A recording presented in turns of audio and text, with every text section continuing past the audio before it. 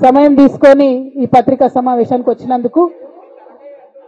నిన్న మధ్యాహ్నం తర్వాత భారత రాష్ట్ర సమితి నుంచి ఒక ప్రకటన మీ అందరి ద్వారా నేను మీడియాలో చూడడం జరిగింది. మరి బీఆర్ఎస్ నుండి వచ్చినటువంటి ఈ ప్రకటనలో పార్టీ ఎమ్మెల్సీ శ్రీమతి కె కవిత ఇటీవలి కాలంలో ప్రవర్తిస్తున్న తీరుతెన్నులు, కొనసాగిస్తున్న పార్టీ వ్యతిరేక కార్యకలాపాలు బీఆర్ఎస్ పార్టీకి నష్టం కలిగించే రీతిలో ఉన్నందున పార్టీ అధిష్టానం ఈ విషయాన్ని తీవ్రంగా పరిగణిస్తున్నది. పార్టీ అధ్యక్షులు శ్రీ కె చంద్రశేఖరరావు గారు శ్రీమతి కె కవితను తక్షణం పార్టీ నుండి సస్పెండ్ చేస్తూ నిర్ణయం తీసుకున్నారని చెప్పి మరి నాకు ఒక ప్రకటన నిన్న టీవీల ద్వారా అందుకోవడం జరిగింది. మరి నేను పార్టీ నుండి వచ్చినటువంటి ఈ లేఖలో ప్రత్యేకంగా 2 అంశాల మీద మాట్లాడదలుచుకున్నాను. నేను అక్రమ కేసులు పెట్టి నా మీద తిహార్ జైల్లో 5.5 నెలల పాటు ఉండి బయటకు వచ్చిన తర్వాత నవంబర్ 23వ తారీఖు 2024 నుండి నేను ప్రజాక్షేత్రంలోకి వచ్చి అనేక కార్యక్రమాలు చేయడం జరిగింది. మరి నేను చేసినటువంటి పనులలో మొట్టమొదటిది ఒక బిడ్డ హాస్టల్లో చనిపోతే ఆమెను విజిట్ చేసి, అట్లానే గురుకులాల్లో జరుగుతున్నటువంటి అన్యాయాల మీద మొట్టమొదటి కార్యక్రమం తీసుకొని నేను మాట్లాడినా. ఆ తర్వాత బీసీలకు జరుగుతున్నటువంటి అన్యాయం, కాంగ్రెస్ పార్టీ మేనిఫెస్టోలో ఇచ్చినటువంటి 42% హామీ కోసము పెద్ద ఎత్తున నేను పనిచేయడం జరిగింది. అట్లానే మహిళలకు 2500 ఇవ్వాలని చెప్పి పోస్ట్ కార్డు ఉద్యమాన్ని నేను చేపట్టడం జరిగింది. పెద్దవాళ్లకు పెన్షన్లు పెంచాలని నేను ఉద్యమాలు చేయడం జరిగింది. తెలంగాణ తల్లి స్వరూపాన్ని మారిస్తే అట్లెట్లా మారుస్తారని రౌండ్ టేబుల్ సమావేశం పెట్టినాం. బనకచర్లు అక్కడ కడుతున్నారంటే దాని మీద రౌండ్ టేబుల్ సమావేశం పెట్టినాం. ఓవరాల్గా తెలంగాణ ప్రాజెక్టులు, అందుబాటులో ఉన్నటువంటి నీళ్లు, వీటన్నిటి మీద కూడా రౌండ్ టేబుల్ పెట్టినాం. భద్రాచలం దగ్గర 5 గ్రామాలు ముంపు సమస్య ఉంది, ఎవరు పట్టించుకుంటలేరంటే వాళ్ళని పిలిపించుకొని రౌండ్ టేబుల్ సమావేశం పెట్టి ప్రభుత్వం మీద ఒత్తిడి తీసుకొచ్చే కార్యక్రమం చేసినాం. ముఖ్యమంత్రి గారి సొంత జిల్లా మహబూబ్ నగర్లో భూ నిర్వాసితులకు అన్యాయం జరుగుతుందంటే నారాయణపేట నియోజకవర్గం వెళ్ళి వాళ్లకు మద్దతుగా మేము నిలబడి రావడం జరిగింది. అట్లానే 47 నియోజకవర్గాలలో బీఆర్ఎస్ కండువా బాజాప్తా కప్పుకొని, గులాబీ కండువా బాజాప్తా కప్పుకొని ఎక్కడికి పోతే అక్కడ రావుల చంద్రశేఖర్ రెడ్డి గారిని రిక్వెస్ట్ చేసి భవన్ నుంచి అక్కడ ఉండేటటువంటి బీఆర్ఎస్ నాయకులకు అఫీషియల్ కమ్యూనికేషన్ చేపించి ప్రతి ఒక్క బీఆర్ఎస్ నాయకులకు, కార్యకర్తలకు మాట్లాడి ఆయా పర్యటనలకు వెళ్ళినప్పుడు అందరినీ కలుపుకొని బాజాప్తా గులాబీ కండువా వేసుకొని 47 నియోజకవర్గాలు నవంబర్ 23, 2024 నుండి ఈ రోజు వరకు నేను పర్యటన చేసి అనేక ప్రజా సమస్యల మీద మాట్లాడడం జరిగింది. మరి ఇవన్నీ పార్టీ వ్యతిరేక కార్యకలాపాలు అన్నది నాకు అర్థం కాలేదు. ఎట్లా వ్యతిరేక కార్యకలాపాలు అవుతాయన్నది కూడా ఒకసారి పార్టీ పెద్దలు పునరాలోచించుకోవాలని చెప్పి నేను రిక్వెస్ట్ చేస్తా ఉన్నాను. అదేవిధంగా మరి బీసీల కోసం నేను పోరాటం చేస్తుంటే అట్లెట్లా మాట్లాడుతుంది, ఇట్లెట్లా మాట్లాడుతుంది, పార్టీకి వ్యతిరేకంగా మాట్లాడుతుంది.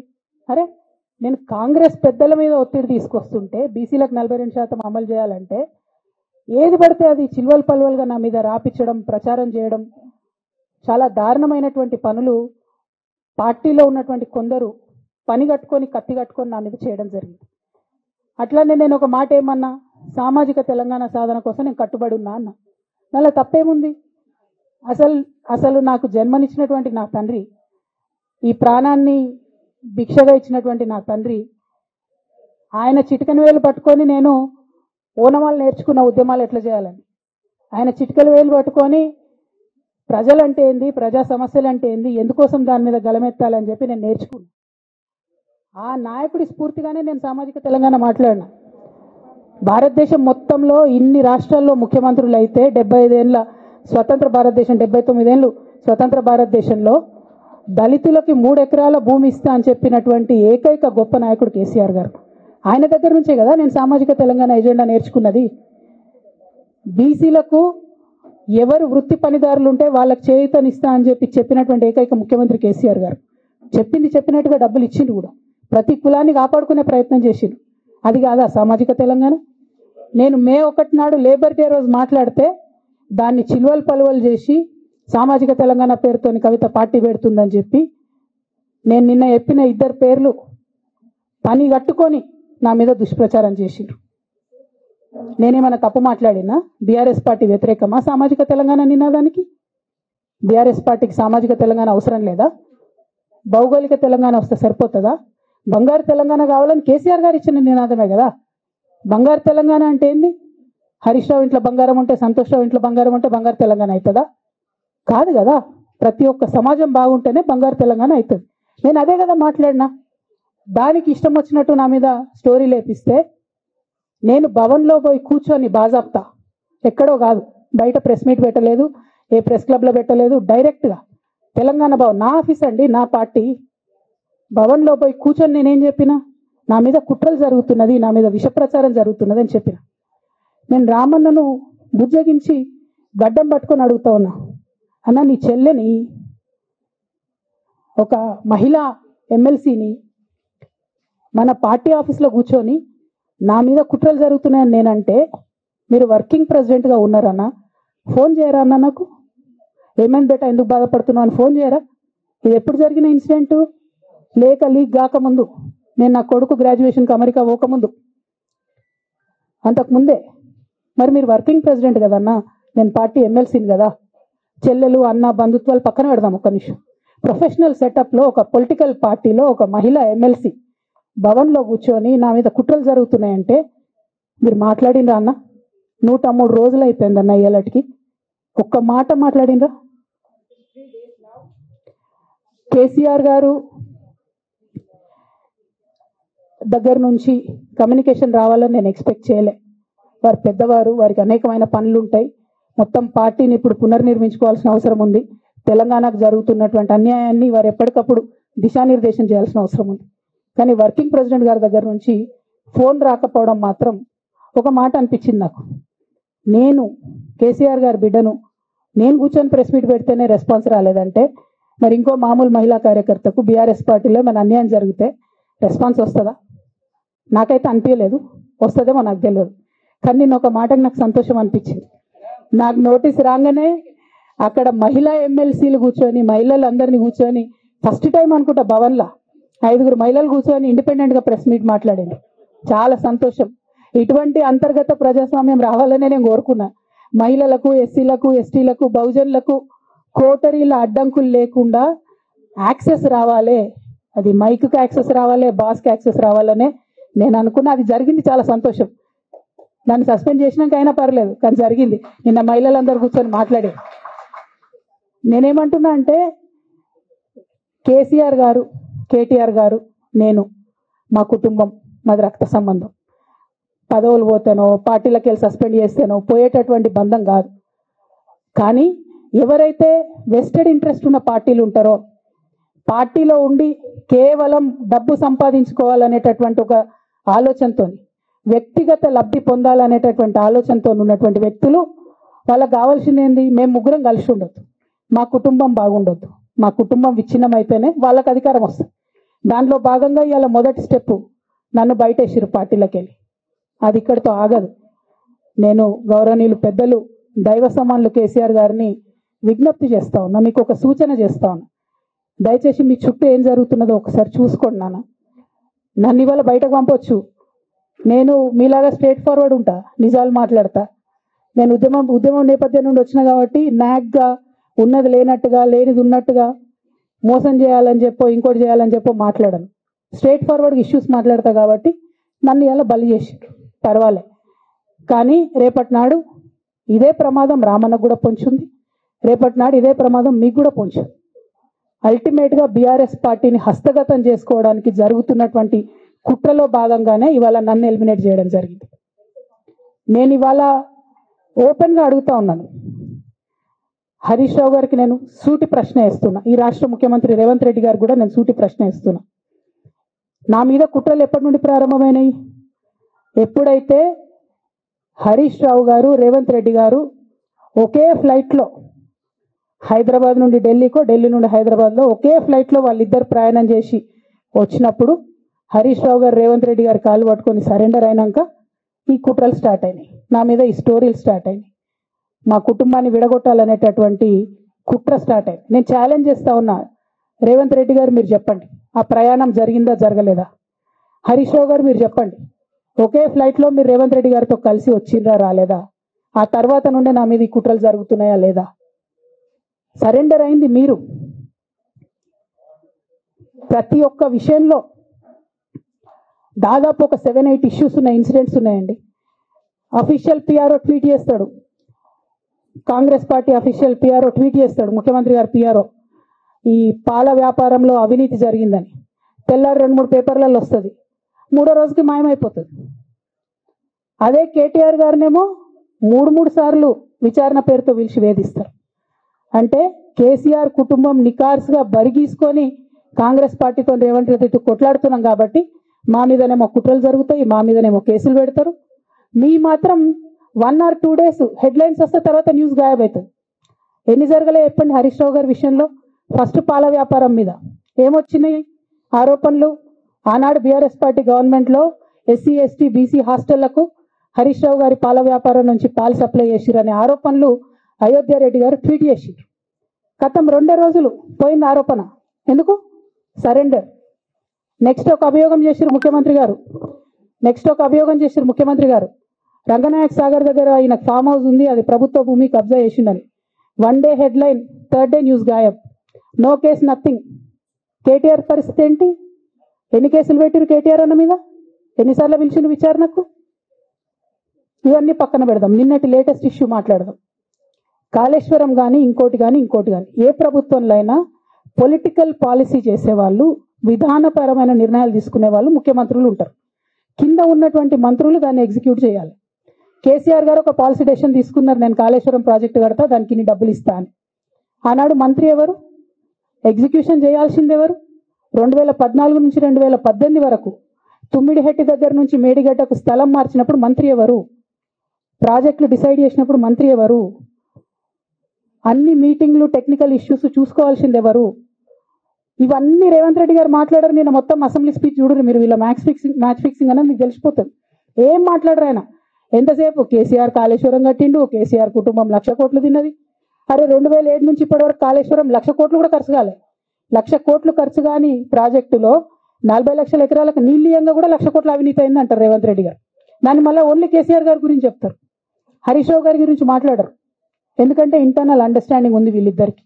నేను రామన్నను ఒకటే రిక్వెస్ట్ చేస్తున్నా, అన్న ఇవాళ మీతో బాగున్నట్టు వాళ్ళు నటించవచ్చు, హరీష్ అన్న కావచ్చు, సంతన్న కావచ్చు, కానీ వాళ్ళు మన మంచి కోరుకునే వాళ్ళు కాదు, వాళ్ళు తెలంగాణ ప్రజల మంచి కోరుకునే వాళ్ళు కాదు, వాళ్ళు కేసీఆర్ గారి మంచి కోరుకునే వాళ్ళు కాదు. వాళ్ళను మీరు దూరం పెట్టి రాజకీయంగా తెలంగాణ రాష్ట్ర సమితిలో ఇప్పుడు బీఆర్ఎస్లో పనిచేస్తున్నటువంటి హార్డ్ కోర్ కార్యకర్తలను దగ్గరికి తీసుకొని ప్రజా ఉద్యమాలు తీసుకొని ప్రజల దగ్గరికి పోతేనే మన పార్టీ బతుకుంటుంది, నాన్న పేరు బాగుంటుంది. ఇవాళ నాన్నకు సిబిఐ అనేటటువంటిది వచ్చిందంటే అది కేవలం హరీష్ రావు గారు, సంతోష్ రావు గారి అవినీతి వల్లనే వచ్చిందని మళ్ళొకసారి నేను ఘంటాపదంగా చెప్తున్నాను. ఇంకా గమ్మత్ ఏంటంటే ఇదే హరీష్ రావు గారు వాళ్ళ ఫాలోవర్స్ అంతా నిన్నటి నుంచి చెప్తున్నారు, హరీష్ అన్న చాలా కష్టపడ్డాడు, డే 1 నుంచి ఉన్నాడు అని. డే 1 నుంచి లేడండి, చాలా మంది రిపోర్టర్లకు తెలుసు, సీనియర్ రిపోర్టర్లకు. డే 1 నుంచి లేదు.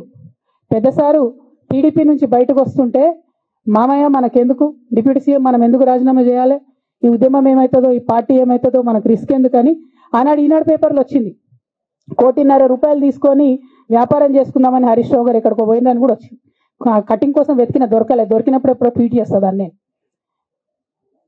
బీఆర్ఎస్ పార్టీ ఆనాడు టీఆర్ఎస్ పార్టీ పెట్టినాక 9-10 నెలల తర్వాత వచ్చింది హరీష్ రావు గారు. డే 1 నుంచి లేరు. నమ్మకం లేకుండా ఆయన పార్టీ నిలబడుతుందో ఉంటుందో పోతుందో అని. ఓకే అయిపోయింది. రాగానే సారు పెద్ద హృదయం కాబట్టి క్షమించిరు, దగ్గర తీసుకున్నారు, ఎమ్మెల్యే కాకముందే మంత్రి ఇచ్చిర్రు, అన్ని రకాలుగా ఆదరించిరు, అన్ని చేసిండ్రు. ఎప్పుడైతే పార్టీకి ఒక్క క్షణం చెడ్డ పేరు వచ్చిందో ఎక్కడ పోయిండండి ఈయన? చక్కా పోయి వైఎస్ రాజశేఖర రెడ్డిని కలవలే? మీ అందరికి గుర్తులేదు ఆ ఫోటో? సీనియర్ నాయకులందరికీ బాగా మాట్లాడతారు, అన్ని దగ్గర ఉన్నా, నేనే ఉన్నా, నేను ఎక్కడ లేను. నిన్న పాపం చాలా మంది ఈ కొత్త సోషల్ మీడియా పిల్లలు ఉన్నట్టు వాళ్ళకి హిస్టరీ తెలియదు అనుకుంటా, అందుకే చెప్తున్నా ఇవాళ. అదేవిధంగా నేను పెద్ద ట్రబుల్ షూటర్ అంటారు, ట్రబుల్ షూటర్ కాదు, ఈజ్ బబుల్ షూటర్. ఆయన ఏంటంటే ట్రబుల్ ఆయనే క్రియేట్ చేస్తాడు, చేసి నేనే సాల్వ్ చేసినట్టు నటిస్తాడు. మళ్ళీ లేటెస్ట్ ఎగ్జాంపుల్ చెప్తా పట్టురు. నేను మొన్న దాసోజు శ్రవణ్ అన్న ఎలక్షన్ ఎమ్మెల్సీ ఎన్నికలలో బీఆర్ఎస్ పార్టీ డిసైడెడ్ ఒకటే క్యాండిడేట్ని పెడదామని. కానీ హరీష్ రావు గారు ఇంటర్నల్గా బీజేపీ వాళ్ళతో మాట్లాడుకొని ఏం చెప్తారంటే, మీ దగ్గర నుంచి ఒక క్యాండిడేట్ని ఇవ్వండి, నేను మామయ్యని కన్విన్స్ చేసి రెండో క్యాండిడేట్కి పెట్టిస్తా అంటే he wants to create a trouble. ఈ క్రైసిస్లో ఆల్రెడీ మన పార్టీలోకి వెళ్ళి 10 మంది ఎమ్మెల్యేలు వెళ్ళిపోయినాక, 38 మందిలో 10 మంది పోయినాక నువ్వు ఇంకో సెకండ్ క్యాండిడేట్ని పెడితే ఎంత కన్ఫ్యూజన్ అవుతుంది? ఎవరెవరు ఎటెట్ ఓట్లు వేస్తారు? అంటే హార్స్ ట్రేడింగ్కి ఈయన ట్రబుల్ షూటర్ గారు ట్రబుల్ని ఓపెన్ చేస్తారు అన్నట్టు. నాకెందుకో లక్కీగా ఒక బీజేపీ ఎమ్మెల్యే గారు ఫోన్ చేసి, అక్క మరి పెద్దసారి పర్మిషన్ ఉందా హరీష్ అని ఇట్లా అంటున్నారంటే, నేను డైరెక్ట్ పెద్దసారికే ఫోన్ చేసి నాన్న మరి ఇట్లా అంటున్నారు, మనం సెకండ్ క్యాండిడేట్ పర్మిషన్ ఇస్తారంటే, nothing doing, only Shravan will get elected, ఎవరు చెప్పారు మీకు అని. అంటే నేను ఆ విషయం వెంటనే అటువైపు కన్వే చేసిన, లేదండి మాకు అట్లాంటి ఆలోచన లేదు. ఎందుకు ఈ రీసెంట్ ఎగ్జాంపుల్ చెప్తున్నా ఇవాళ అంటే, హరీష్ రావు గారు ట్రబుల్ క్రియేట్ చేసి ట్రబుల్ని మాఫీ చేసినట్టుగా ప్రయత్నం చేస్తారు. బీఆర్ఎస్ కార్యకర్తలందరికీ నేను నా తమ్ముళ్ళకి రిక్వెస్ట్ చేసి చెప్తున్నా, మా చెల్లెలకు రిక్వెస్ట్ చేసి చెప్తున్నా, మీకు పెద్ద స్థాయిలో జరిగే అన్ని విషయాలు తెలియకుండా అందరూ మన వెల్ విషయర్స్ అనుకుంటారు. అది మీ తప్పు కాదు, ఎందుకంటే కేసీఆర్ సార్ అంత ఓపెన్ మైండ్తో ఓపెన్ హార్ట్తో ఉంటారు కాబట్టి బీఆర్ఎస్లో ఉన్న అందరూ అట్లే ఉంటారు అనుకుంటారు. కానీ చాలా మందికి చాలా హిడెన్ ఎజెండాస్ ఉన్నాయి. ఒక పక్క కాంగ్రెస్తో కలిసి ఉన్నారు, ఇంకో పక్క బీజేపీతో మాట్లాడుతున్నారు, ఎటు ఎవరితో అవసరమైతే అటు మాట్లాడుతున్నారు. అదేవిధంగా 2018 ఎన్నికలలో హరీష్ రావు గారు 25 మంది ఎమ్మెల్యేలకు ఎన్నికలలో అడిషనల్ ఫండింగ్ ఇచ్చారు, పార్టీ ఇచ్చింది కాకుండా. ఏడుకేలు వచ్చినాయి హరీష్ రావు గారికి అన్ని డబ్బులు? 100% కాళేశ్వరంలో జరిగిన అవినీతి నుంచి వచ్చిన డబ్బులే. ఆయన ఆలోచన ఏం చేసిందంటే, ఏమన్నా కొద్దిగా అటు ఇటు అవుతుందేమో రిజల్ట్, నా దగ్గర ఎమ్మెల్యేస్ ఉండాలని ఆలోచన చేసి. నీకు అసలు అట్లాంటి ఆలోచన ఎందుకు వచ్చింది? నేను కట్టప్పలంటోని కేసీఆర్ గారి దగ్గర ఉండేటోని అంటావు కదా, నీకేం అవసరం వచ్చింది ఎమ్మెల్యేస్కి సపరేట్గా ఫండింగ్ చేయడానికి? ఎవరికి తెలియదు అనుకుంటారా? ఇది ఎవరు చెప్పారు అనుకుంటారా? ప్రతి ఒక్కరు చెప్తారు ఎమ్మెల్యేస్ ఓపెన్, నా పేర్లు కూడా తెలుసు, చెప్తే బాగుండదు, ఎమ్మెల్యేలు ఇబ్బంది పడతారు.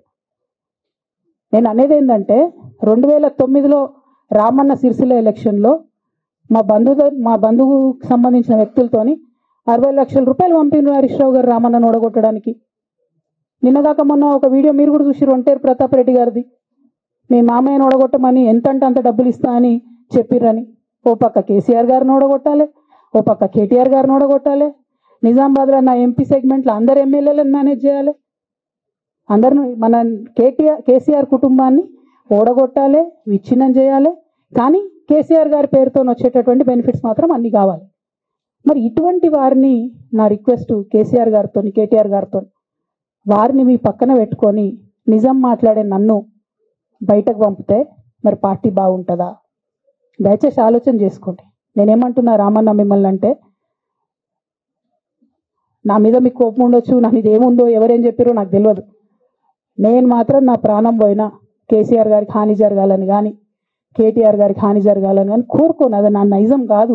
ఆడపిల్లలకు అట్లుండదు, ఆడపిల్లలు ఇల్లు బాగుండాలనుకుంటారు. నా మనసుకి ఎంత గాయం అయితే, నాకు ఎన్ని అవమానాలు అయితే, నాకెంత ఇన్సల్ట్ అయితే, నా మీద ఎన్ని కుట్రలు జరిగితే నేను ఇట్లా మాట్లాడుతున్నా. ఇది నా బాధ, ఇది నా ఆవేదన. నాన్న చూస్తలేరేంది వీళ్ళని అన్నది ఆవేదన, చూసుకుంటా క్షమిస్తారేంది ఇంకెన్నిసార్లు క్షమిస్తారు అన్నది నా బాధ. అంతే తప్ప నాకేం కోపం ఉంటుంది? ఎందుకు కోపం ఉంటుంది? నాకెంత ఎన్ని జన్మల పుణ్యం ఉంటే కేసీఆర్ లాంటి తండ్రి దొరుకుతాడు? కోట్లలో ఒకరికి ఉండేటటువంటి తండ్రి నాకు దొరికిండు. ఆయన లేకపోతే నేను ఎవరు ప్రపంచానికి తెలుస్తుందా? నాకెందుకు అవసరం ఉంటుంది? నాకేం కోపం ఉంటుంది కేసీఆర్ గారి మీద? నాకు బీఆర్ఎస్ పార్టీ మీద ఎందుకు కోపం ఉంటుంది? నాకు 27 సంవత్సరాలు ఉన్నప్పుడు నేను నా కొడుకుని చిన్న పిల్లగాన్ని పసిగుడ్డుని ఎత్తుకొని ఇక్కడికి వస్తే, ఆ రోజు నుంచి ఈ రోజు వరకు నేను రోడ్డు మీదనే ఉన్నా, ఉద్యమాలే చేస్తున్నా, పోరాటాలే చేస్తున్నా, తెలంగాణ ప్రజల కోసం పనిచేస్తున్నా. 2014 నుంచి అధికారంలో ఉన్నప్పుడు కూడా నా ఇంటి దర్వాజాలు ఎప్పుడు తెలిసే ఉన్నాయి. ఇక్కడ ఉన్న మీడియా మిత్రులందరికీ తెలుసు. అధికారంలో ఉన్నా లేకున్నా నేను ఇట్లనే ఉన్నా. అధికారంలో ఉన్నప్పుడు నన్ను ఏమి సాగనీయకుండా నన్ను ప్రతిపక్ష ఎమ్మెల్యేని చూసినట్టు, ప్రతిపక్ష ఎంపీని చూసినట్టు చూసినా నేను ఇట్లనే ఉన్నా, ఓపెన్ మైండ్తోనే ఉన్నా. నేను కోరేది ఒకటే, కేసీఆర్ గారి ఆరోగ్యాన్ని కాపాడండి రామన్న, పార్టీని కాపాడండి, పార్టీలో ఉన్న కార్యకర్తల్ని కాపాడండి, అందరు బాగుండేలాగా ప్రజా సమస్యలు తీసుకోండి. నాకు అంతకుమించి కావాల్సింది ఏం లేదు.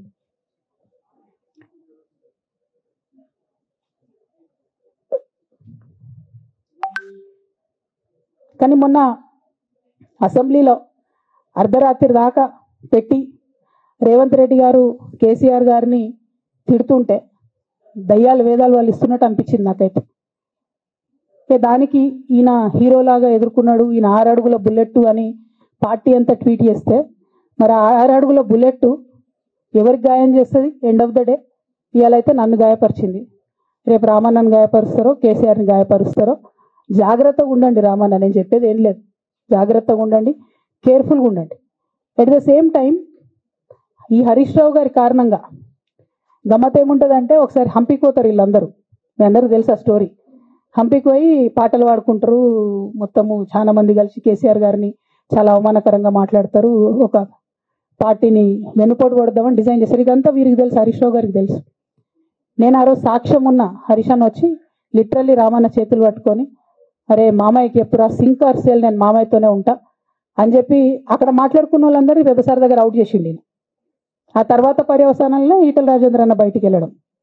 ఈ మహానుభావుడు వల్ల జగ్గారెడ్డి దగ్గర నుంచి మొదలు పెడితే, చెరుకు శ్రీనివాసరెడ్డి ముత్యంరెడ్డి అన్న కొడుకు దగ్గర నుంచి మొదలు పెడితే, రఘునందన్ రావు గారు, మైనంపల్లి గారు, విజయశాంతి గారు, విజయరామారావు గారు, ఆయన పాత పెద్ద ఆయన ఉండే ఈటల రాజేందర్ గారు, వీళ్ళందరూ పార్టీలోకి వెళ్ళి పోయినారు కదా, పోలేదా? ఇవన్నీ హరీష్ అన్న చేసినాయి కాదా?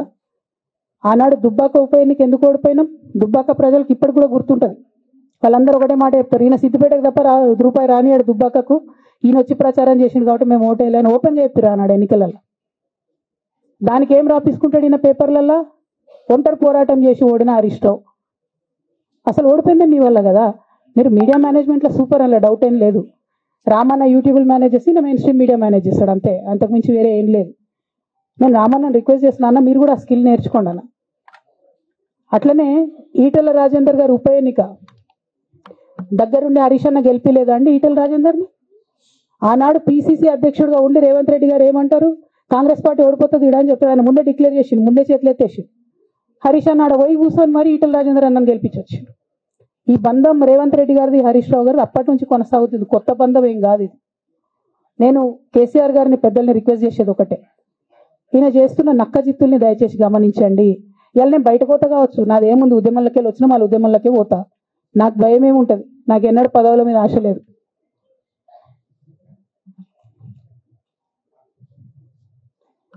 పార్టీ నుంచి వచ్చిన ఎమ్మెల్సీకి స్పీకర్ ఫార్మాట్లో చైర్మన్ గారికి నేను పంపుతా ఉన్నాను రాజీనామా పత్రాన్ని. అట్లానే బీఆర్ఎస్ పార్టీ ప్రాథమిక సభ్యత్వానికి కూడా గౌరవ పెద్దలు కేసీఆర్ గారికి రాజీనామాను పంపుతా ఉన్నాను. దీన్ని మన రావుల చంద్రశేఖర్ రెడ్డి గారికి తెలంగాణ భవన్కి వారికి నేను పంపుతా ఉన్నాను. ఎందుకు ఇవి ఇప్పుడే చూపించిన అంటే, పదవుల మీద నాకు ఎప్పుడు ఆశ లేదు. మేము ఉద్యమంలోకి వచ్చింది ఎందుకంటే మా నాన్న ఒక్కరు ఇంత ఒంటరి పోరాటం చేస్తున్నారు, ఎంత వీలైతే అంత ఆయనకు మద్దతు ఇవ్వాలని వచ్చినాం. ఆనాడు మేము ఉద్యమంలోకి వచ్చినప్పుడు పార్టీ అధికారంలోకి వచ్చే ఆస్కారమే లేకుండే, తెలంగాణ వస్తుందో రాదే అనే అనుమానాలు అంతటా ఉండే. మేము ఉద్యమంలో కొట్లాటలో లాఠీ దెబ్బలు తినడం కోసం, జైల్లోకి పోవడం కోసం ఆనాడు వచ్చినాం ఉద్యమంలోకి. అధికారంలోకి వస్తామనుకొని రాలే. రామన్న అయినా నేనైనా కేవలం నాన్న కోసమే వచ్చినాం ఉద్యమంలోకి. అందుకే మా కుటుంబం మీద కుట్ర. ఈ కుట్రను గమనించమనే నేను మా కుటుంబాన్ని కోరుతా ఉన్నా. ఇక పెద్ద సార్కు నీడలాగా సంతోష్ రావు గారు ఉంటారు. ఇక సంతోష్ రావు గారి గురించి 2 నిమిషాలు చెప్తా, అంత పెద్ద సీనున్న మనిషి కాదు కానీ చెప్పాలి. ఎందుకంటే కూరల ఉప్పు ఎట్లుంటుంది ఈయన అట్లా అన్నట్టు, ప్రతి దాంట్లో చెడగొట్టడానికి కొంచెం ఉండాలి కదా, అట్లాంటి వాడు. కాబట్టి చెప్పక తప్పదు ఈయన గురించి. చెప్పులో రాయి చెవులో జోరిగా అంటాం కదా, అట్లాంటి టైపు, కాబట్టి ఖచ్చితంగా చెప్పాలి. విషయం ఏంటంటే, ఈయన ధనదాహం ఎట్లాంటిదంటే సంతోష్ రావు గారిది, రామన్న కాన్స్టిట్యున్సీ, కేటీఆర్ అన్న కాన్స్టిట్యున్సీ నేరెళ్లలో ఇసుకలారి గుద్ది ఒక దళిత బిడ్డ చనిపోతాడు. సరే, దాని మీద పాపం అక్కడ ఆ రోజు అందరు యాజిటేషన్ చేస్తే, ఈయన సంతాన అడ్వాంటేజ్ ఏంది, ఈడ కూర్చుంటాడు సార్ దగ్గర, సీఎంఓలకి వెళ్ళి ఫోన్ చేసి అక్కడ ఉన్న పోలీసు వాళ్ళందరినీ ఒత్తిడి పెట్టి 7 దళిత బిడ్డల్ని కొట్టినరండి. 3-4 సార్లు 3rd డిగ్రీ వేస్తే ఇలా 7 కుటుంబాలు కూడా వాళ్ళు ఎందుకు కూడా ఏ పని చేసుకోలేనటువంటి పరిస్థితులలో ఆ దళిత బిడ్డలు ఉన్నారు. అది మొత్తం రాజకీయంగా బ్లేమ్ అంతా రామన్న మీదకి వచ్చింది. ధనదాహమేమో సంతన్నది, నేరం చేసిందేమో సంతన్న, వీడికెళ్ళి ఫోన్లు చేసి ఒత్తిడి చేసి కొట్టిపించిందేమో సంతన్న, చెడ్డ పేరేమో రామన్నకు వస్తుంది. ఈ ఎగ్జాంపుల్ చెప్పడం కోసమే నేను ఈయన గురించి చెప్తున్నా, వేరే ఏం లేదు. ఇక సరే టానిక్ వీనిక్ ఈ వీటిలో వచ్చిన కేసులు ఏమవుతాయి? రేవంత్ రెడ్డి గారు ఆర్భాటంగా ఒక అనౌన్స్మెంట్ చేస్తారు. ఇంతకుముందు చెప్పిన కదా మ్యాచ్ ఫిక్సింగ్ ఎట్లుంటుంది అంటే 1 day న్యూస్ అవుతుంది, టానిక్లో ఈయన మీద కేసు పెట్టిరని. 3వ రోజు పోలీసు వాళ్ళు ఎఫ్ఐఆర్ కొట్టేసారు. మీరు ఇంకా కనుక్కోండి. కాజ్ చేసేసారు, కేసు మూసేసారు. ఏం అండర్స్టాండింగ్ ఉంది? ఎందుకు మూసేసారు? At the same time Harithaharam, తెలంగాణకు హరితహారం అని పెద్దలు కేసీఆర్ గారు పెద్ద కళతోని 230 కోట్లు అక్కడ గోబీ డెజర్ట్ల వాళ్ళు చెట్లు పెట్టి చైనాను కాపాడుకున్నారు. మనం అదే స్థాయిలో తెలంగాణను బాగు చేసుకోవాలని పెద్దసారి హరితహారం అని పెడితే, ఈయన దానికో నకిలీ ప్రోగ్రామ్ గ్రీన్ ఇండియా ఛాలెంజ్ అని పెడతాడు. తెల్లారులేస్తే సినిమా వాళ్ళని తీసుకురావాలి, రోజు ఒక ఫోటో వేసుకోవాలి. దాని వెనుక ఉన్న కుట్ర ఏంటంటే జీవో అమెండ్మెంట్ అవుతుంది సంతోష్ గారి గురించి. ఆ ఫారెస్ట్లను 10% ఇన్కమ్ ఎవరన్నా ఇస్తే అమ్యూజ్మెంట్ పార్క్లకు ఇస్తారన్నట్టు. దానికోసం జీవో అమెండ్ అవుతుంది. దానికి ప్రభాస్ గారిని, చిరంజీవి గారిని, అనేక మంది సినిమా స్టార్లను మోసం చేసి వాళ్ళని తీసుకుపోయి వాళ్ళతో ఫోటోలకు పోజులు ఇప్పించి ఫారెస్ట్లను కొట్టేయాలని ప్లాన్ అయినది. ఇక ఈయనకి 2-3 మనుషులు ఉంటారు సంతనకి. ఆయన పోచంపల్లి శ్రీనివాస్ రెడ్డి అని ఎమ్మెల్యే. ఇది నాకు విషయం ఎవరు చెప్పారు అంటే మన పల్లరాజేశ్వర రెడ్డి అన్ననే చెప్పిండు. మీకు ఏమైనా డౌట్లు ఉంటే ఆయన అడగొచ్చు. ఈ పోచంపల్లి శ్రీనివాస్ రెడ్డి అనేట ఆయన వరికోల్ అనే ఊరు, సామాన్య కుటుంబం, మధ్యతరగతి కుటుంబం. ఇవాళ అక్కడ ఆయన శ్రీమంతుడు అని పిలుస్తారు పోచంపల్లి శ్రీనివాస్ రెడ్డి గారిని. ఇక్కడ నాకు పల్లరాజేశ్వర రెడ్డి గారు చెప్పిన సమాచారం ప్రకారం మోకిల్లాలో Mega Srinivas Reddy, Mega company ఉంది కదా, ఈ కాళేశ్వరంలో అవినీతి చేసిన Mega company plus Pochampally Srinivas Reddy garu కలిసి 750 కోట్ల విల్లా ప్రాజెక్ట్ చేస్తున్నారు మోకిల్లాలో. 7 వచ్చినాయి అవి అవినీతి డబ్బులు కాదా? ఎట్లా వస్తాయి? ఎవరైనా who is this Pochampalli Srinivas Reddy? Santosh Rao classmate. అది తప్ప ఆయనకున్న అర్హత ఏం లేదు. ఆయనకి ఎమ్మెల్సీ వస్తుంది, కాంట్రాక్ట్లు వస్తాయి, ఇంకేందో వస్తాయి. అట్లనే నవీన్ రావు అని ఇంకొక ఎమ్మెల్సీ ఉంటాడు. ఆయన డైరెక్ట్గా మా ముఖం పట్టుకొని అందరం కూడా అంటాడు, నాకు ఎమ్మెల్సీ ఇచ్చింది కేసీఆర్ గారైనా నాకు దేవుడు సంతోషం అంటాడు ఆయన. నిన్న మొన్న వాళ్ళ ఫాదర్ని పట్టుకున్నారు పేకాటల. ఏమైంది కేసు? ఆల్రెడీ నవీన్ రావు గారు పోయి మన ముఖ్యమంత్రి గారు కాళ్ళు పట్టుకున్నట్టుగా తెలిసింది. వాళ్ళ తండ్రిని విడిచిపెట్టారు, ఈయన మీద భూ కబ్జా కేసులు ఉంటే అవి విడిచిపెట్టారు. అంటే ఒక పక్క సంతోష్ రావు గ్యాంగు, ఇంకో పక్క హరీష్ రావు గ్యాంగు 100కు 100% రేవంత్ రెడ్డి గారితో, ఇక్కడ ఉన్న కాంగ్రెస్ ప్రభుత్వంతో, అవసరమైన సందర్భంలో పైన బీజేపీతోని వాళ్ళు కోఆర్డినేషన్లో ఉండి బీఆర్ఎస్ పార్టీకి జలగల్లాగా పట్టి పీడుస్తున్నారు. నిరంతరం బీఆర్ఎస్ పార్టీకి నష్టం చేస్తున్నారు. ఎంత దారుణానికి ఒడిగట్టిరంటే ఆఖరికి నా ఓటమితో ప్రారంభమైంది అది. నిజామాబాద్లో నా ఓటమిలో కుట్రలు చేశారు. ఆనాడే మనం రివ్యూ చేసుకుంటే బాగుండలేదు. కానీ ఇప్పుడు అది ఎక్కడికి వచ్చింది? కామారెడ్డిలో పెద్దసారి ఓడిపోయేదాకా వచ్చింది పరిస్థితి. 3వసారి ప్రభుత్వం పోయేదాకా వచ్చింది పరిస్థితి. ఒక్కొక్క ఎలక్ట్ అయిన ఎమ్మెల్యేని, ఓడిపోయిన ఎమ్మెల్యేలు, పత్రికా మిత్రులు మీరు మాట్లాడండి. సంతోష్ రావు గారి బాధితులు నాకు మామూలుగా ఫోన్ చేస్తలేరు. అచ్చా ఈ కంపెనీ పేరు బ్లూఫిన్ అట, మోకిలా. పల్లరాజేశ్వర రెడ్డి అని అప్పుడు పంపిన మెసేజ్ చూస్తున్న పాతది. Bluefin company Mokila. అయితే నేనేమంటున్నా అంటే ఇంత స్పష్టమైనటువంటి నేను ఇస్తున్నా. రేవంత్ రెడ్డి గారిని నేను ఛాలెంజ్ చేస్తున్నా. మరి ఎందుకు మీకు మీ ఏసీబీ వాళ్ళకు వీళ్ళ ఇండ్లు అడ్రస్లు దొరుకుతలేవా? ఏం అండర్స్టాండింగ్ ఎందుకు లేదు మీకు? లేకపోతే మీరు చర్యలు ఎందుకు తీసుకుంటలేరని నేను సూటిగా రేవంత్ రెడ్డి గారిని ప్రశ్నిస్తున్నా. ఇక తర్వాత వారు ఏం చేస్తారన్నది నాకు సంబంధం లేదు. ఇక నేను మాత్రం పర్టికులర్గా మళ్ళీ ఒకసారి నా బీఆర్ఎస్ పార్టీ కుటుంబ సభ్యులందరికీ, మా సొంత కుటుంబ సభ్యులకు కూడా రిక్వెస్ట్ చేస్తున్నది ఏంటంటే, నాకు 27 సంవత్సరాలు ఉన్నప్పుడు నేను రాజకీయాల్లోకి వచ్చాను, తెలంగాణ ఉద్యమం కోసం వచ్చాను. ఇవాళ నాకు 47 సంవత్సరాలు. అంటే నా 20 సంవత్సరాల జీవితం అంతా కూడా నేను బీఆర్ఎస్ పార్టీ కోసం, కేసీఆర్ గారి కోసం, తెలంగాణ జాగృతి కోసం, తెలంగాణ ప్రజల కోసం, తెలంగాణ ఆడబిడ్డల కోసం నేను గడిపిన. సడన్గా ఇవ్వాలా నీకేం సంబంధం బీఆర్ఎస్తో అని, నువ్వెవరు అని చెప్పి సస్పెన్షన్ ఒకసారికి పంపిస్తే చాలా బాధాకరంగా ఉంది. పర్వాలేదు, అయినా నాకు ప్రజలు ఉన్నారు, నేను వాళ్ళ దగ్గర పోతా, వాళ్ళతో పాటు ఉంటా. కానీ బీఆర్ఎస్ పార్టీలో ఉన్న నాయకులకు, కార్యకర్తలకు రిక్వెస్ట్ చేస్తాను, సోషల్ మీడియాలో వచ్చే పిచ్చి పిచ్చి పట్టుకొని ప్రజాప్రతినిధులు ప్రెస్ మీట్ పెట్టిరు నిన్న భవన్లో. నేను నిన్న మొన్నటి రోజు వాళ్ళ మీద ప్రెస్ మీట్ పెట్టినప్పుడు ఏమన్నా, కేసీఆర్ గారికి నష్టం చేసిన పార్టీ ఉంటే ఎంత పోతే ఎంత అన్న. సోషల్ మీడియాలో ఉన్న బీఆర్ఎస్ పార్టీ కొంతమంది దుర్మార్గులు ఉన్నారు, సోషల్ మీడియా వింగు చూసేటోళ్ళు. వాళ్ళ ముంగట విషయం కట్ చేసిరు. ఏది కేసీఆర్ గారికి నష్టం చేసిన విషయం కట్ చేసి బీఆర్ఎస్ పార్టీ ఉంటెంత పోతెంత నేను అన్నా అని చెప్పి ప్రచారం చేస్తున్నారు. నాదే పార్టీ బీఆర్ఎస్ పార్టీ, 20 ఏళ్ళు నేను కష్టపడ్డా, నేను తెలంగాణ జాగృతి పెట్టి ఇండిపెండెంట్ గా పనిచేసినప్పుడు ఓటేయమని ఎవరు చెప్పినా? నేను బీఆర్ఎస్ పార్టీకి ఓటేయమని చెప్పినా? నా జీవితంలో ఇంతవరకు నేను ఇంకో పార్టీకి ఓటేయమని చెప్పలే, ఇంకో పార్టీకి ఓటేయలే. ఎట్లయితే కంప్యూటర్లో హార్డ్వేర్ ఉంటుందో అది బీఆర్ఎస్ పార్టీ, సాఫ్ట్వేర్ తెలంగాణ జాగృతి.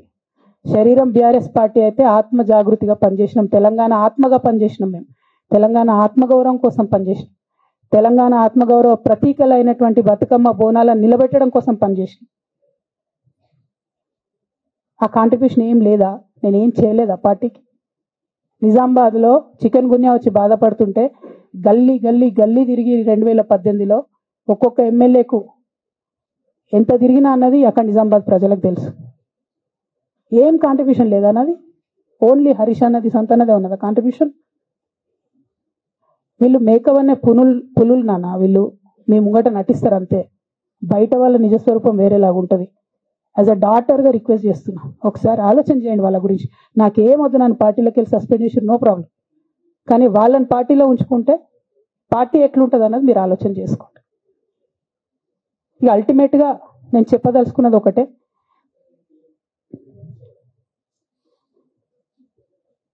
కలికాలం కాబట్టి అబద్ధాలు చెప్పేటోళ్ళది మోసం చేసేటోళ్ళది నడుస్తుంది. టెంపరీగా వాళ్ళది నడుస్తున్నది, వాళ్ళది నడిచింది, విజయం సాధించారు కాబట్టి ఇవాళ సస్పెన్షన్ నాకు వచ్చింది. బట్ నేను ఇదివరకు చెప్పినా మళ్ళీ చెప్తున్నా, నేను కర్మ సిద్ధాంతాన్ని నమ్ముతా. ఖచ్చితంగా ఇంతకు ఇంత దేవుడు వాళ్ళకి అనుభవింపజేస్తాడు, అందులో ఏం ఆలోచించాల్సినటువంటి అవసరం లేదు. Thank you. జై తెలంగాణ, జై కేసీఆర్, జై తెలంగాణ, జై కేసీఆర్.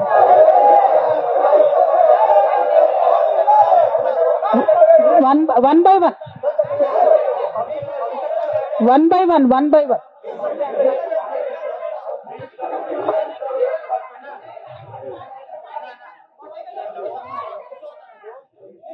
ఒక 1 minute హిందీలో చెప్పేసే అన్న, బయట నేషనల్ మీడియా మిత్రులందరూ అడుగుతున్నారు. ఒక 1 minute हिंदी చెప్పేస్తా.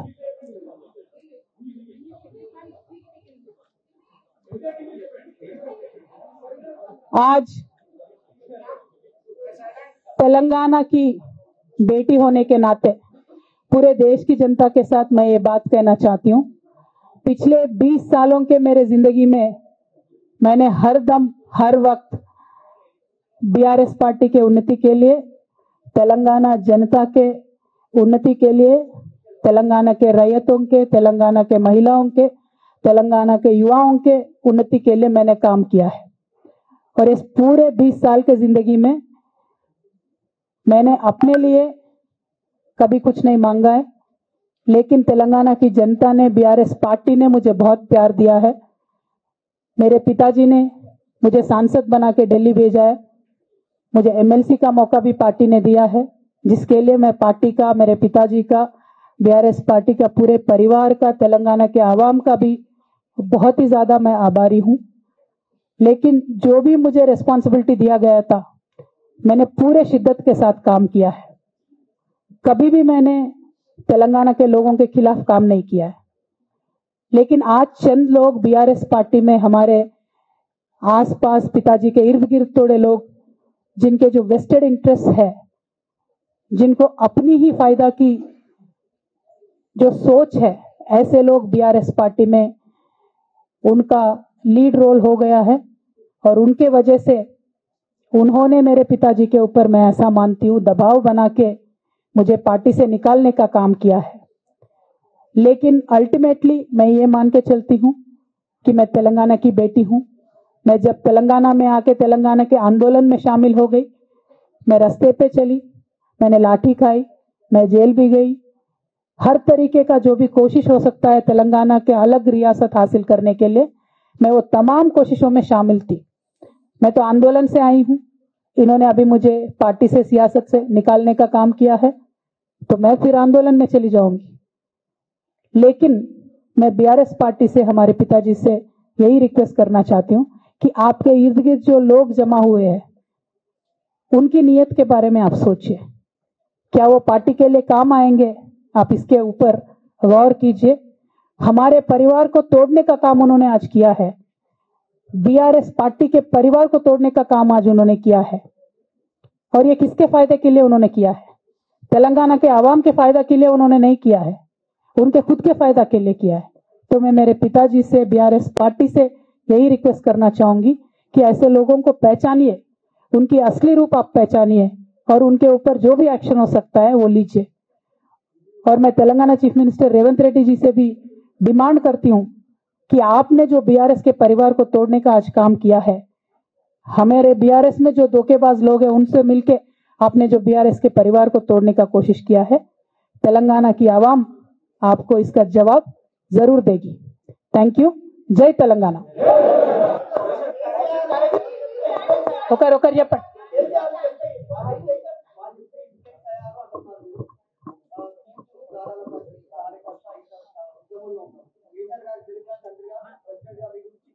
ఓకే, ఇంకా ఎవరైనా చెప్పండి।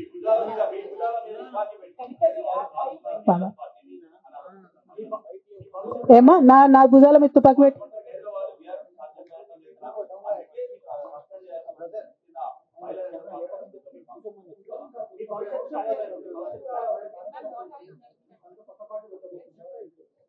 Okay. I got your question. Rahul ji.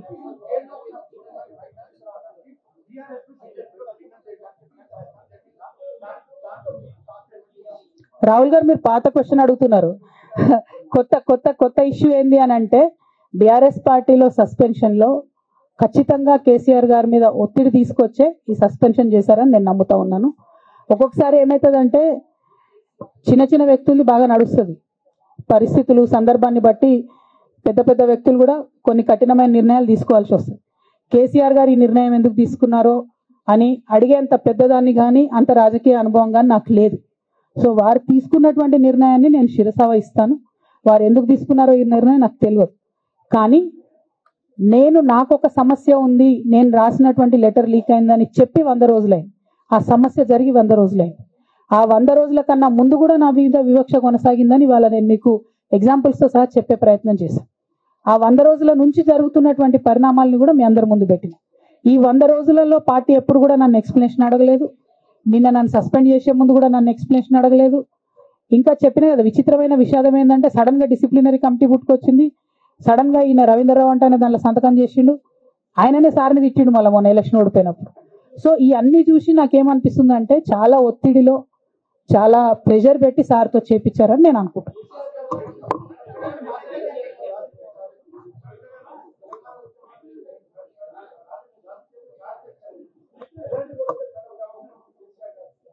Right, I got your question, ma'am. I got your question.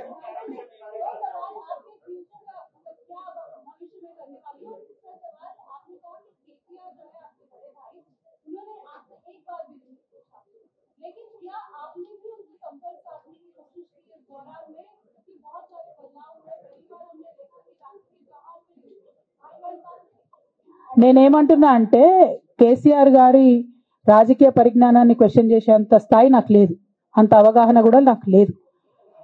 కాకపోతే పెద్ద నాయకులు అనేక సందర్భాల్లో ఒత్తిడికి గురైనటువంటి విషయాలు చరిత్రలో మనం చూసినాం, ఇవాళ అదే జరిగిందని నేను భావిస్తున్నా। 1, 2, నేను ఈ లేఖ అనేటటువంటిది రిలీజ్ అయిన తర్వాత ఎప్పుడు కేసీఆర్ గారికి కొంచెం ఇబ్బంది జరిగినా, అది కాళేశ్వరం కమిషన్కి వారి పిలుపుకొచ్చినా, 2 సార్లు వారు యశోద హాస్పిటల్కి వచ్చినా, నా చిన్న కొడుకు అమెరికాకి తీసుకెళ్లే సందర్భమైనా నేనే వారి దగ్గర పోయినా, నాకేం బేషం ఉంటుంది, ఆయన మా నాన్న కదా। నేను పోయిన తర్వాత ఈ దుష్ట చతుష్టయం ఏదైతే ఉన్నదో, ఈ 2 గ్యాంగులు ఏవైతే ఉన్నాయో అక్కడ జరగనిది జరిగినట్టుగా మీడియాలలో విచిత్రమైన వార్తలు రాపించారు। ఎంత ఘోరం అంటే నేను నా కొడుకుని తీసుకపోతే నన్ను గన్మెన్లు రాలేదట, జరుగుతుంది అని ఎక్కడన్నట్లు ఇటువంటివన్నీ మెయిన్ స్ట్రీమ్ పత్రికలు రాస్తాయి। మరి విచిత్రం నాకు అర్థం కాదు, మెయిన్ స్ట్రీమ్ పత్రికలు అనేటటువంటి ఇట్లాంటి వార్తలు మరి ఆడ ఎవరు లేని కూడా లేరు, ఎవరు చెప్పిరు, ఎందుకు రాపిచ్చిరు? సో నేనేమంటున్నా అంటే నేను ఎప్పుడు నాన్న దగ్గరికి వెళ్ళడానికి చూసినా కూడా మా మధ్య స్పర్ధ పెంచడానికి అనేకమైన వార్తలు రాపిచ్చి అనేకమైన కుట్రలు ఈ గత 103 రోజులుగా కొనసాగుతూనే ఉన్నాయి నా మీద, కానీ అంతకుముందు కూడా జరిగినాయి అనేది నేను చెప్తున్నా। అందులో భాగంగానే రాఖీ రోజు కూడా ఒక 24 గంటల ముందే నేను అన్నకు కూడా మెసేజ్ పంపిన, అన్న రేపు రాఖీ ఉంది నేను వచ్చి కడతాను, మీడియా లేకుండా వచ్చి కడతాననే మెసేజ్ పంపిన। బట్ అన్న బిజీగా ఉండే ఎక్కడికో వెళ్ళిండ్రు, నేను అర్థం చేసుకున్నాను, అందుకే వెళ్ళి రాఖీ కట్టలేకపోయినాను. సో నేను నా వైపు నుంచి ఎక్కడ కూడా కమ్యూనికేషన్ చేయడానికి ప్రయత్నంలో లోపం జరగలేదు, అటువైపు నుండి కమ్యూనికేషన్ రాలేదు.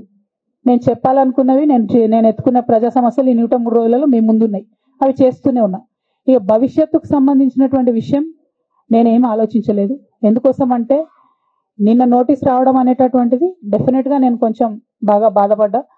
నాకెందుకు నోటీస్ వస్తుంది, మరి నా లేఖ లీక్ అయింది, లీక్ చేసింది ఎవరు అంటే చేసినటువంటి వ్యక్తుల మీద ఎందుకు విచారణ జరగలేదు అనేటటువంటిది ఖచ్చితంగా పార్టీ అంతర్గతంగా ఆలోచన చేసుకోవాలి. అంటే నన్ను ఏం మాట్లాడకుండా నన్ను డైరెక్ట్గా ఉరిదిస్తారు. నేను ఎవరి మీద అయితే కంప్లైంట్ చేసినో కనీసం వాళ్ళను అడిగినరా, అడగలేదా, చర్యలు తీసుకున్నారా, తీసుకోలేదా, ఏమీ చెప్పకపోతే, ఆ మాత్రం అంతర్గత ప్రజాస్వామ్యం లేకపోతే బయట ప్రజలకు మనం ఏం చెప్తాం అన్నది నా ప్రశ్న.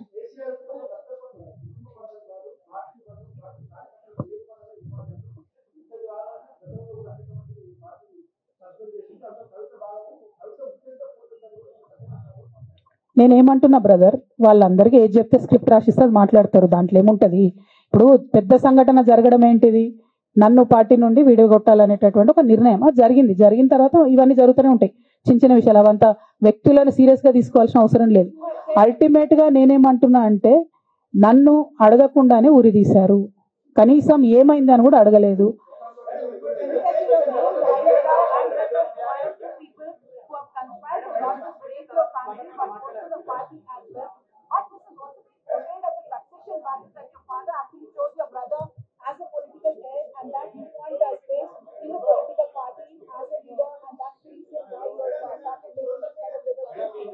మేడం లోగో తీసాను మేడం. నేనేమంటున్నా అంటే నేనేమంటున్నా అంటే ఇప్పుడు ఈ నేను మాట్లాడే ప్రెస్ మీట్ చూస్తున్నటువంటి రాజకీయ నాయకులకు కావచ్చు, బీఆర్ఎస్ పార్టీకి సంబంధం లేని వ్యక్తులకు కావచ్చు, వాళ్ళకి ఇది ఒక ఎంటర్టైన్మెంట్, ఇది ఒక వార్త. కానీ నాకు నా లైఫ్, మా బీఆర్ఎస్ పార్టీ కార్యకర్తలకు వాళ్ళ లైఫ్. సో నేను చాలా తీవ్రమైనటువంటి బాధలో గంభీరంగా ఉండి మాట్లాడేటటువంటి ప్రయత్నం చేస్తున్నాను. నేనేమంటున్నా అంటే కుటుంబంలో జరిగినటువంటి అనేక అంశాలను నేను చెప్పను కూడా, ఎందుకంటే అది ప్రజలకు అనవసరం. అది నేను ఆ బాధను పంచుకుంటే మీరు తట్టుకోలేరు కూడా. నేను చాలా గట్టిదాన్ని, మొండిదాన్ని, దయ్యాన్ని కాబట్టి తట్టుకొని నిలబడ్డా. కానీ నా ప్లేస్లో వేరే వాళ్ళు ఉంటే తట్టుకోలేరు. సో కుటుంబంలో ఇంటర్నల్ విషయాలు నేను మాట్లాడతలేను, ఓన్లీ పొలిటికల్ ఇష్యూసే నేను మాట్లాడుతున్నా. పొలిటికల్గా నన్ను సైడ్ లైన్ చేసి, నన్ను సస్పెండ్ చేసి, పార్టీకి అనుక్షణం నష్టం చేస్తున్న ఆ ఇద్దరు వ్యక్తులను, వారి గుంపును, వారి ముఠాను పార్టీ ఎట్లా మోస్తుంది అనేటటువంటిది నా ప్రశ్న. సరే, నిన్న మొన్న ఆ గుంపుకు సంబంధించిన వ్యక్తులు అన్ని చోట్ల నా ఫ్లెక్సీలు చింపేసి నాకు దిష్టి బొమ్మలు, శవయాత్రలు ఎందెందో వేసిరట. ఈ ఉత్సాహం కేసీఆర్ గారి మీద సిబిఐ ఎంక్వైరీ చేస్తా అని రేవంత్ రెడ్డి గారు అన్నప్పుడు ఎక్కడ చచ్చిపోయింది ఆ ఉత్సాహం నేను అడుగుతా ఉన్నా. ఎందుకు చేయలే రేవంత్ రెడ్డి గారి దానాలు, దిష్టి బొమ్మలు ఎందుకు చేయలే? ఏం అండర్స్టాండింగ్ ఉంది మీకు? నా ప్రశ్న సింపుల్. నన్ను వ్యక్తిగతంగా ఏదో చేస్తారన్నది కాదు, నాకు నష్టం జరిగేదే లేదు. ఎందుకంటే ప్రజలు చూస్తున్నారు, ప్రజలు గమనిస్తున్నారు. తెలంగాణ ఆడబిడ్డలు తమ ఇంటి ఆడబిడ్డలుగా ఆదరించారు నన్ను. ఒక్కొక్కరు అడిగితే అర్థమవుతలే, ఏం అర్థమవుతలే.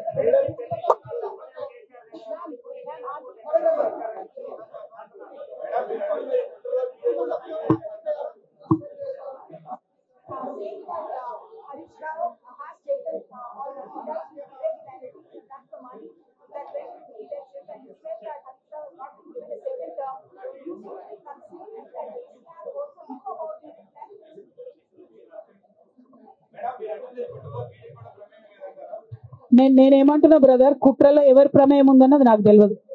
నన్ను సస్పెండ్ చేసిండ్రు.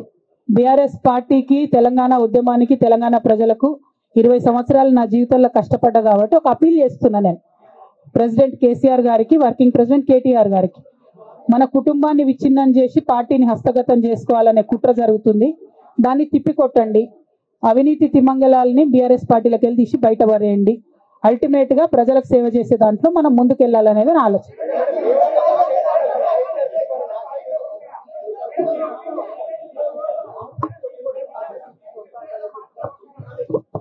ఇక్కడ ఇంకో మాట చెప్పాలి బ్రదర్, నేను నిన్నటి నుంచి పేపర్లలో నేను ఈ పార్టీలో ఏరుతున్నా, ఆ పార్టీలో ఏరుతున్నా అని వచ్చింది. నేను ఏ పార్టీలో కూడా చేరను, నాకు ఏ పార్టీతో అవసరం లేదు. నేను ఫ్యూచర్ లో ఏం చేయాలనే విషయం జాగృతి కార్యకర్తలతోని, తెలంగాణ మేధావులతోని, బీసీ బిడ్డలతోని, సామాజిక తెలంగాణ కోసం పనిచేసేటటువంటి అన్ని వర్గాల ప్రజలతోని, అందరితోని మాట్లాడిన తర్వాత నిర్ణయం తీసుకుంటా. కానీ తొందరపడి నిర్ణయం తీసుకునే అవసరం నాకు లేదు. ఒకటి. రెండు, ఏదో నిర్ణయం తీసుకోవాలనేటటువంటి విషయంతో నేను పనిచేయడం లేదు. జరిగినటువంటి పరిణామాలను ఒక్కొక్కటిగా ఎదుర్కొంటూ వస్తున్నాను. నిన్న జరిగినటువంటి పరిణామం చాలా కీలకమైనది, నా జీవితంలో అత్యంత ముఖ్యమైనటువంటి పరిణామం. కాబట్టి చాలా ఆలోచించి ఆచితూచి అల్టిమేట్ గా తెలంగాణ ప్రజలకు లాభం జరిగేటటువంటి నిర్ణయం తీసుకుంటా తప్పితే నా కోసం నిర్ణయం తీసుకోవాల్సిన అవసరం లేదు.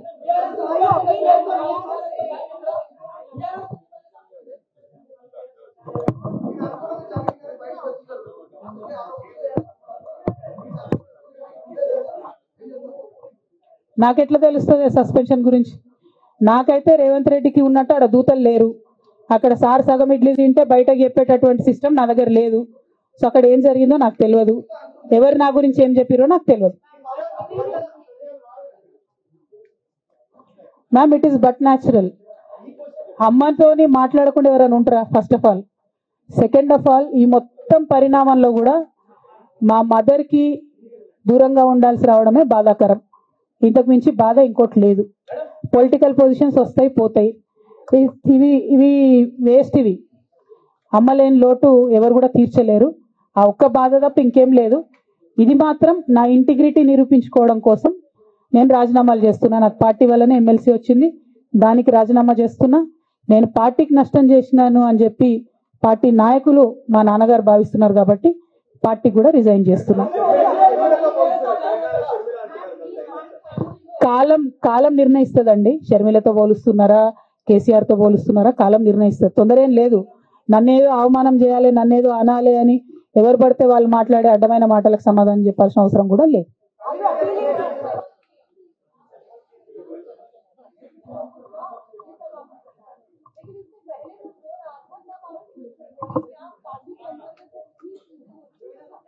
మేడం, అంతకుముందు జరిగినటువంటి ప్రతి ఒక్క విషయం కూడా నేను इंटरनल గా చెప్తూనే వస్తున్నా. ये हमारी जो लेटर लीक होने से पहले भी जो पार्टी में मेरे खिलाफ एक्टिविटी चल रहे थे, जैसे पार्टी का हमारा चैनल है टी न्यूज चैनल, बहुत महीनों से मेरा नहीं दिखाते मैडम टी न्यूज में, क्योंकि वो संतोष राव चलाते हैं. मेरा न्यूज नहीं आता टी न्यूज में. अभी नमस्ते तेलंगाना में बंद करे, वो अलग बात. बहुत रिसेंटली उनका बहुत देर के बाद बंद करे.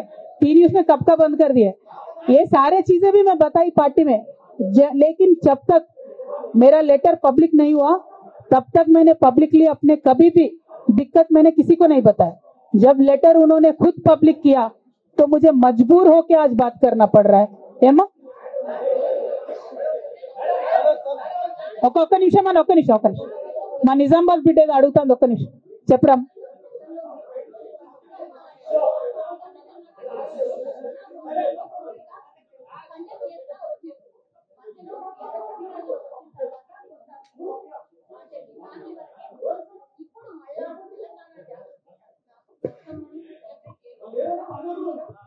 ఏ మనోడా భయ్, ఆగు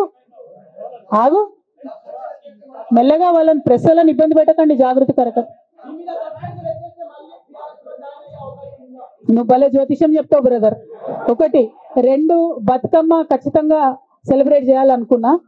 యాజ్ ఆన్ టుడే మాత్రం విపరీతమైన బాధ అవుతుంది, ఏం చేయబుద్ధి అయితే లేదు. 2 రోజులు అయితే బ్రేక్ తీసుకుంటా, ఆ తర్వాత ఆలోచించుకొని నా కార్యాచరణ practice.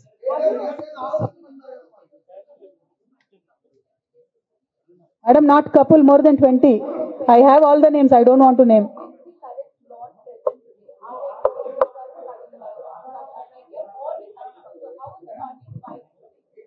I don't have that. Madam, I have a lot of information, but I don't believe it is the right time to expose all that. There is a lot many more interactions that we will have in future. If necessary, I'll certainly let that information out. Today, my simple appeal to Honorable President of our party is, as you have taken action on me without even asking me for an explanation. Kindly take action on the rest of the people as well. That is my simple allegation.